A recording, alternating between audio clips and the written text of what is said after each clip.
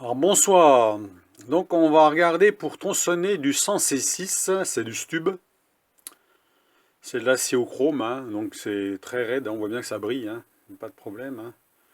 Donc on va essayer de tronçonner ça avec un outil, avec une plaquette Sandvik. On va regarder ce que ça donne, parce que j'ai un abonné qui a un petit peu de mal à le tronçonner ça. Alors on va voir si moi je peux le tronçonner facilement avec un outil comme ça. Donc on va mettre ça dedans. Alors c'est du diamètre 14. C'est marqué 13 mais c'est du 14. Il y a une petite erreur. Hein. Voilà. On va peut-être même un peu plus près. Quand on tronçonne, on ne peut pas laisser trop de dépasser. Voilà.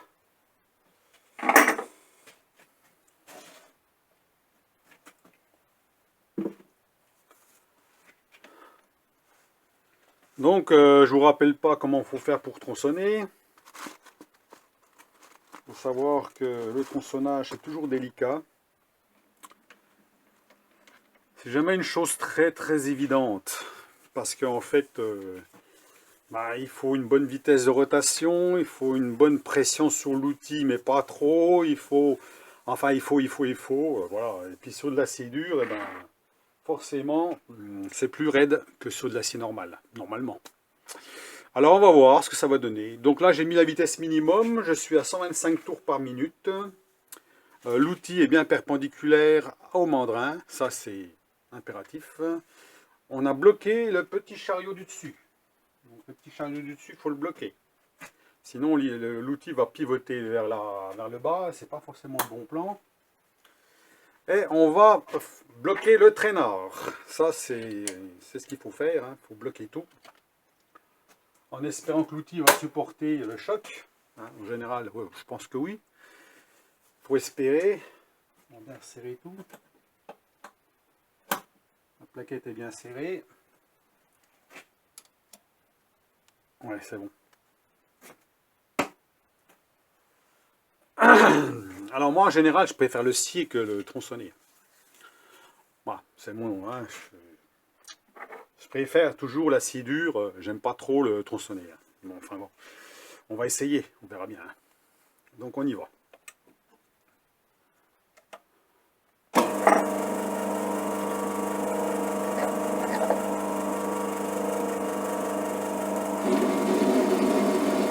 Alors, il faut toujours lubrifier en permanence.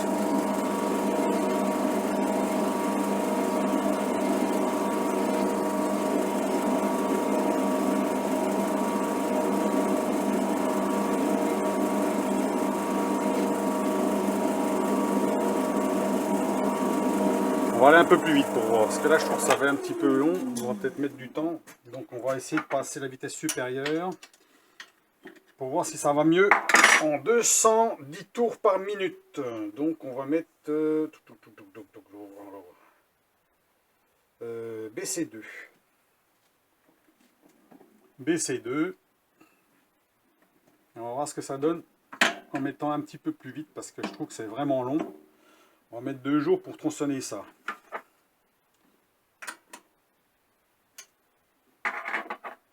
On va bien tendre la courroie quand même, pas trop non plus, mais suffisamment que ça ne bloque pas. Voilà, là on va un peu plus vite. Hein.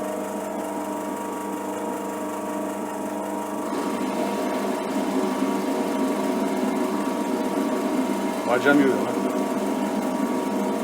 Donc en fait, il vaut mieux tourner plus vite. Hein.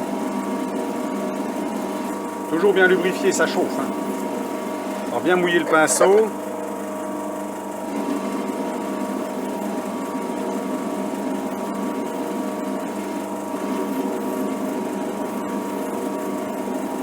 Il faut quand même pas avoir peur d'appuyer quand même sur l'outil. Hein. Malgré que là c'est un outil qui est costaud quand même. Hein. Voilà. Puis des fois il faut dégager un peu parce que s'il y a un copeau qui bloque. Vous voyez, ça commence à. Dès qu'il commence à avoir un peu trop dans la gorge, il vaut mieux débloquer un peu. Ça évite de bloquer l'outil dedans.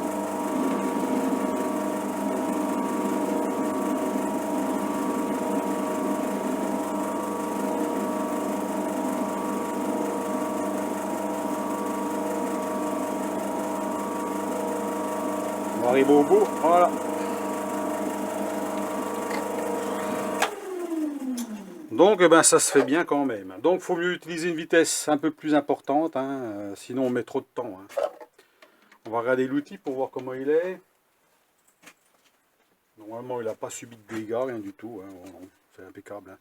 Bon là on est sur des plaquettes Sandvik, hein. Donc ça coupe bien. Et c'est parfaitement tronçonné. Donc voilà. Oh, bien entendu il y a toujours la petite qu'il faut enlever. Ça embêtant toujours. Hein. Plutôt sur de l'acier dur. Pour l'enlever, c'est pas évident. Hein. Un morceau qui reste là, pour l'enlever, pince coupante. Hein. Voilà. Sinon ici c'est lisse. Ça va, il y a juste un tout petit téton là, c'est rien du tout.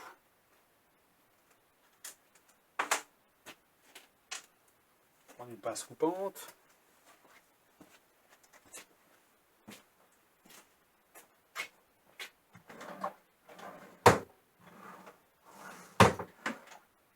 Alors, où j'ai mis ça, moi?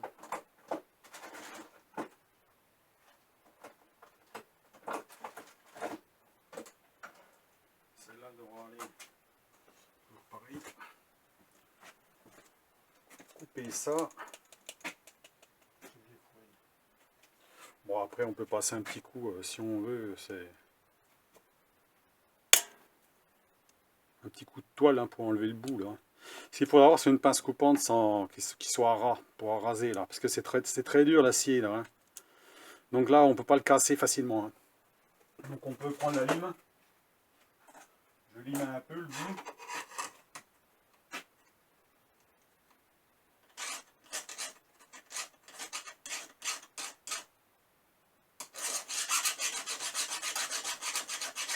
Ah, c'est vrai que c'est du chien ça. Hein.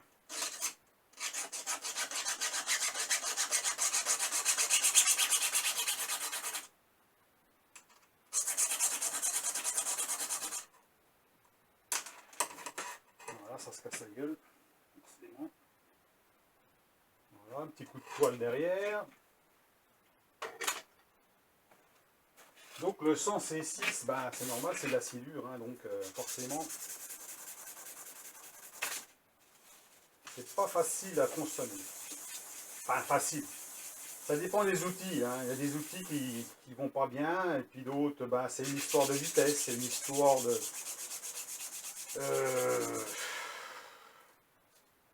Voilà. Bon, bah là, je l'ai fait grossièrement, mais voilà. J'ai enlevé le téton mieux, puis là, c'est le côté que j'ai pas fait. Hein. Normalement, on fait un petit dressage de face, puis après, on tronçonne si on fait une rondelle, par exemple. Hein. Voilà. La petite rondelle de stube. Donc oui, alors on revient au tronçonnage. Donc vous avez vu les particularités quand on fait du tronçonnage. On n'est pas obligé de rester à une basse vitesse. Quand on voit que ça va bien, on peut monter la vitesse, il n'y a pas de souci. Hein. Après, j'aurais peut-être pu monter d'une autre vitesse, c'est possible. Hein. Je n'ai pas essayé de monter plus haut, mais enfin, ça va pas mal. Hein. Donc en 210 tours, ça va très bien. Bloquer le traînard, bloquer le petit chariot. Ici, toujours à la bonne hauteur par rapport au centre. Hein. La pointe ici, par rapport au centre de la pièce. Si on est trop haut, on ne mord pas. Ça ne mord pas, ça glisse dessus. Si on est trop bas, l'outil a tendance à faire ça. À piquer du nez. Puis à vouloir prendre trop de matière. Puis c'est là qu'en général, on casse la plaquette. Donc il faut bien que ce soit bien réglé. Ça, c'est important. Bien perpendiculaire au mandrin. Hein, la perpendicularité, il faut que ce soit important. Bloquer les traînards, bloquer les chariots du dessus. Et puis voilà, normalement. Puis bien lubrifier, surtout bien lubrifier, parce que c'est l'acier qui chauffe. Bon, ça va, il n'est pas trop chaud là. Donc voilà. C'est bon. J'en ai fait pas mal de vidéos là-dessus, mais c'est vrai que j'ai jamais fait trop sur de l'acier comme ça. En général, moi, l'acier dur, j'en utilise pas tant que ça. Et ben, des fois, je préfère à l'acier à ruban, hein, quand je peux faire à l'acier à ruban. Puis après, je fais un dressage derrière, et puis c'est propre. Quoi. Ça m'évite de faire du tronçonnage. Mais là, ça fait pas si longtemps que ça que j'ai celui-là. Là. Puis celui-là, il est quand même costaud. Hein. Je vais vous montrer.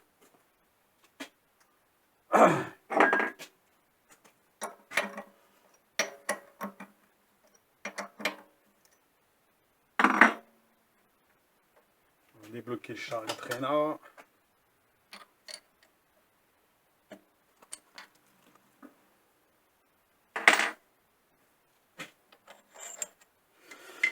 Alors c'est déjà du 16. 16, 16. Donc moi je l'ai, bien entendu, j'ai diminué. Hein, parce qu'un outil à tronçonner, plus il est gros, mieux c'est. Hein, donc un 16, c'est mieux qu'un 12. Parce que normalement c'est fait pour du 12, enfin normalement on peut mettre du 14. Mais le 14 c'est pas facile à trouver, on en trouve sur certains sites mais ils sont chers. Donc moi je l'ai acheté chez AliExpress, hein, c'est du 16, 16. Et j'ai réduit à 14. Donc il fait 14 comme ça. Sur 16 comme ça. Et ce type de machin, c'est du RF123E17. Voilà. Et les plaquettes, c'est du, normalement... Oh, allez, voilà, pour voir clair là-dessus. Je ne sais pas si on va voir. Je vais essayer de faire la mise au point.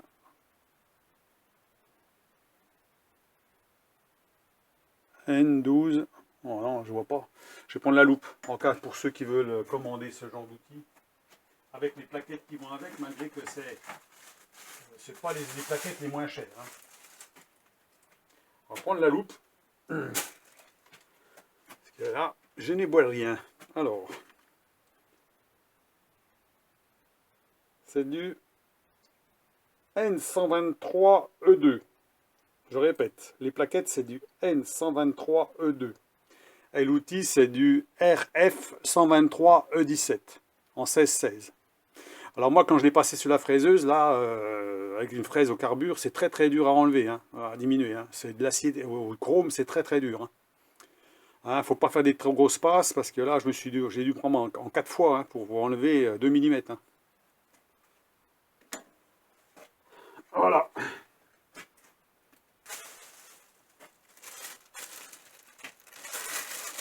Bien d'avoir une loupe quand même, hein, parce que des fois... Donc voilà pour le tronçonnage, encore une petite vidéo sur le tronçonnage sur de l'acier Stub. Donc qui est toujours intéressant d'avoir, parce que c'est de l'acier quand même. Très bon acier, hein. C'est du très très bon acier, j'en ai un petit peu, hein. J'en ai pris toujours un peu, parce que bon, c'est toujours intéressant d'en avoir. Voilà. Marqué dessus, Stub, acier 100 C6. Et normalement c'est du 13, mais c'est pas du 13. Je dis ça doit être du 14. Je m'en suis servi il n'y a pas longtemps, là, j'en ai utilisé un bout. Et c'est du 14, hein. Donc il s'est trompé dans la mesure. Je ne sais pas si on va voir. Donc, je vais reculer le traînard. On va voir tout de suite que c'est pas du 13. 14. Voilà, c'est du 14. Je ne sais pas si on voit. 14. Une petite erreur là, mais bon, je m'en fous puisque de toute façon c'est fait pour être travaillé derrière. Donc du 13 ou du 14, c'est pas important. Voilà. Alors là, ça va qu'on a tronçonné un petit diamètre, hein. Mais si on veut tronçonner du plus gros diamètre, forcément il faut réduire la vitesse. Il faudra mettre au minimum. Hein.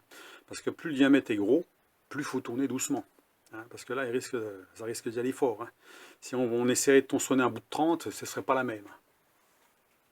Donc là, ça reste encore du 14, ça va encore. Vous voyez, on peut tourner quand même assez vite quand même. Sinon, on mettrait 2 jours pour tronçonner un bout. Alors, c'est pas la peine. Hein. Après, il faut faire des essais, c'est comme tout. Il faut faire des essais. Hein. Ça veut dire que si on voit que ça va bien, hein, j'ai bien vu en petite vitesse que ça allait bien, mais c'était trop long. Donc on peut passer une vitesse supérieure. Puis ça se trouve, je pourrais monter encore une vitesse supérieure. Hein, c'est possible. Hein. Ça se trouve, ça va très bien. Hein. Il n'y a pas de souci. Hein. Faut tester. Voilà. Donc, je vous laisse sur vos commentaires. Hein, parce que bon, c'est une vidéo que j'ai proposée à une personne, à un de mes abonnés, qui a le même tour que moi, et puis justement, qui a des problèmes pour tronçonner, puis vous allez comprendre pourquoi, surtout du Stub. Donc, si on fait exactement comme j'ai fait là, avec les outils que je possède, normalement, ça doit aller. Moi, je pense qu'il faut des bonnes plaquettes. Il faut des bonnes plaquettes, hein, c'est ce qui fait le boulot. Hein, parce que si on a... Alors, bien entendu, il faut quand même... Je pense que tout le monde sait qu'il faut mettre perpendiculaire à l'outil par rapport au mandrin, il faut bloquer les chariots, il faut... voilà, il y a des petites choses quand même, mais ça c'est connu à force.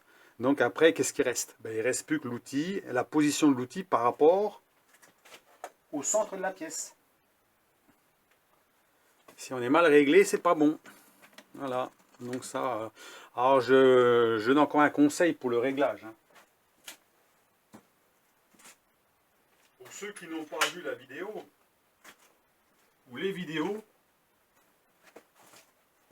on ne sait pas comment régler le centre par rapport à l'outil. Eh ben, on prend une pointe que vous avez fait, voilà. On met la pointe dedans, une pointe bien effilée, bien droite, qui a été usinée sur le tour. Hein, on voit qu'elle tourne très rond. On prend l'outil, puis on regarde si on est droit par rapport à la pointe, tout simplement. Voilà. Et normalement, on doit se trouver pile poil à la pointe. Je ne sais pas si on va bien voir. Hein. Voilà. On est pile, pile, pile.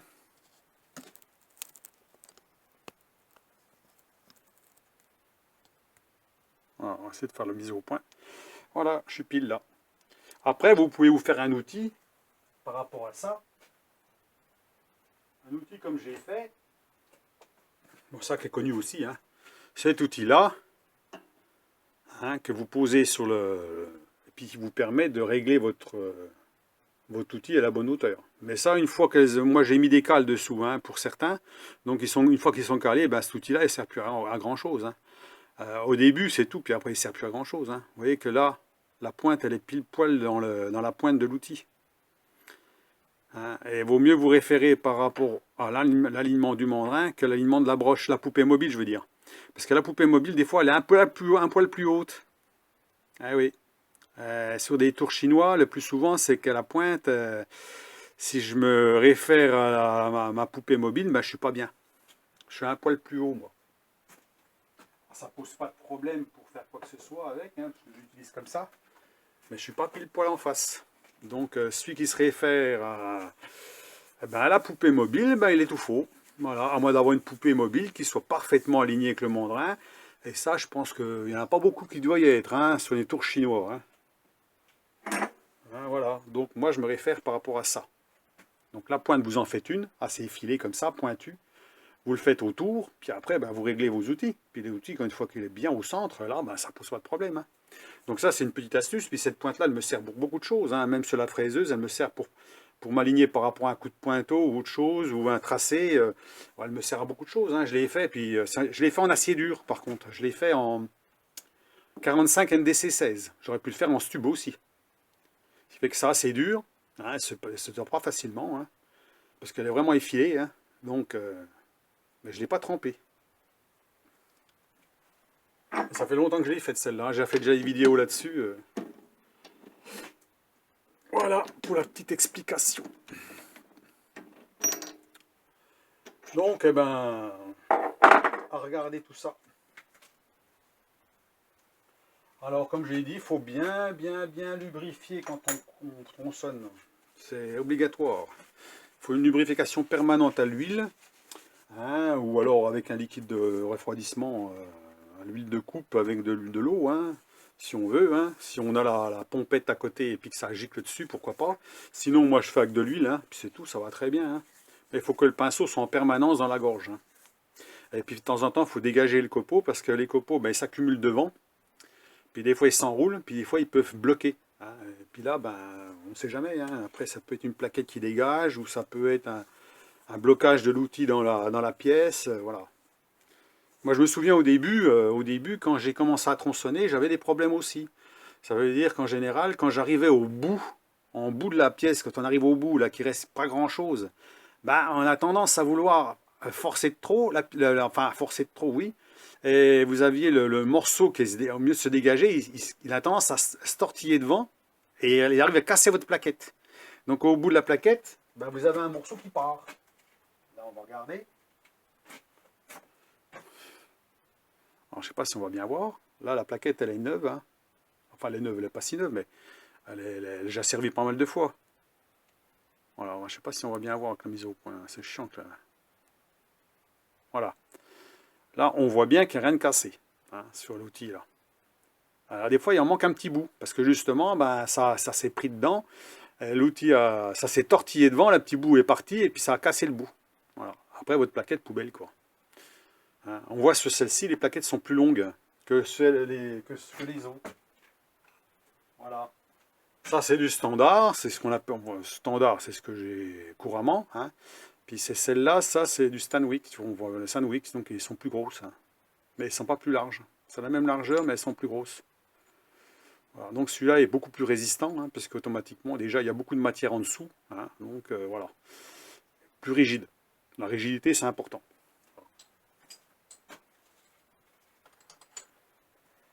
Donc avec un petit tour comme ça, ben, on peut tronçonner sans problème, hein, ça marche. Hein. Voilà. Après, je vous dis, moi des fois je préfère scier, hein. Des fois ça va plus vite. Quand on peut, s'il y a juste une pièce à couper, on l'enlève, on la met sur la scie à ruban, et puis on coupe le bout, hein, puis c'est fini. Voilà. Donc ben, je vous laisse sur cette vidéo, et puis eh ben, ma foi, dites-moi ce que vous en pensez. Hein. Ceux qui ont eu des problèmes pour tronçonner l'acier dur, hein.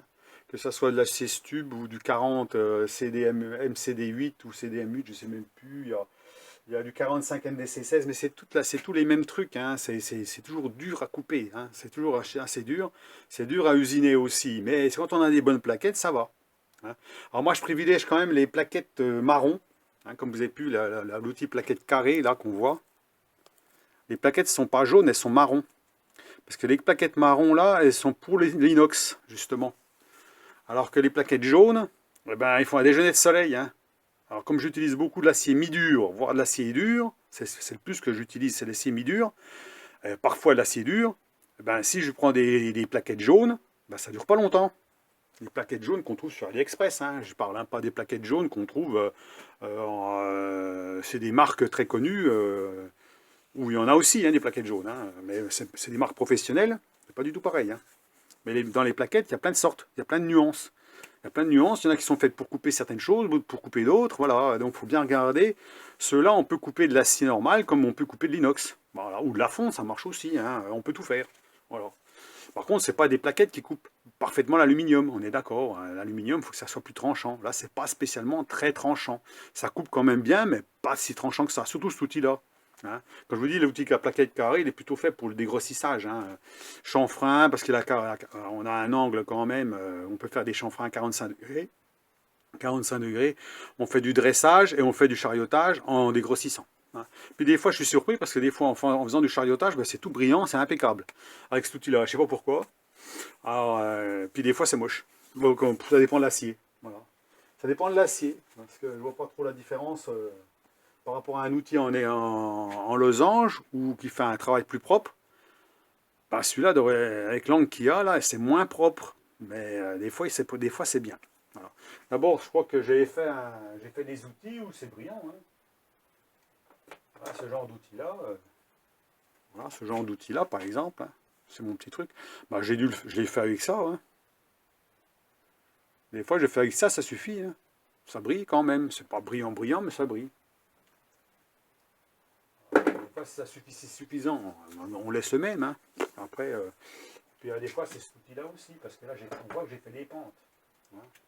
On voit que j'ai fait des pentes ici. Il y a une partie conique ici. Donc, quand on travaille, on fait une réduction d'épaisseur là, bah, on fait automatiquement la pente avec cet outil-là. Ça veut dire qu'on fait une passe, deux passes, trois passes, puis ça fait une pente comme ça. Voilà. Donc, il n'y a pas besoin de la faire après. Donc, des fois, c'est pas mal. Voilà. Alors, c'est pas parfait, brillant, brillant, mais bon, ça va quand même. Hein, voilà. Et on fait des chanfreins comme ça aussi. Voilà. Mais là, il faut réduire la vitesse, hein, parce que là, le chanfrein est déjà gros. Hein. La vitesse de rotation, c'est important. Donc je crois que j'ai assez causé hein, comme ça, et puis pour ceux qui ont des problèmes, ma foi ils en auront peut-être sûrement moins après cette vidéo. Pourquoi ils ont des problèmes c'est des fois, il ne faut pas chercher bien loin. Hein. Faut pas chercher bien loin. Des fois on se dit, ah c'est le tour, ça va pas, il est trop petit ou autre chose. Ben non, hein, le tour, moi j'ai 750 watts, bon, et puis il a quand même du couple, hein, c'est quand même... alors il faut peut-être pas trop monter en vitesse, parce qu'après on réduit le couple, hein. Donc si on réduit le couple, ça peut coincer et puis ça peut s'arrêter. Il peut bloquer, ça peut bloquer, hein, parce qu'automatiquement, il y a moins de démultiplication entre le moteur et puis le mandrin. Hein, donc forcément. Hein. Donc tant qu'on reste entre 125 et 210 tours, je pense que ça peut aller. Après, on tape dans les 420 tours, ça commence à aller vite. Hein. Voilà. Peut-être pour l'alu, ça va bien. Bon. Moi, je fais toujours des tests. Hein, j'essaye toujours. Hein, quand je vois ça marche bien. Par contre, des fois, ben, quand on va trop vite, ça couine. Hein, c'est pareil. Hein.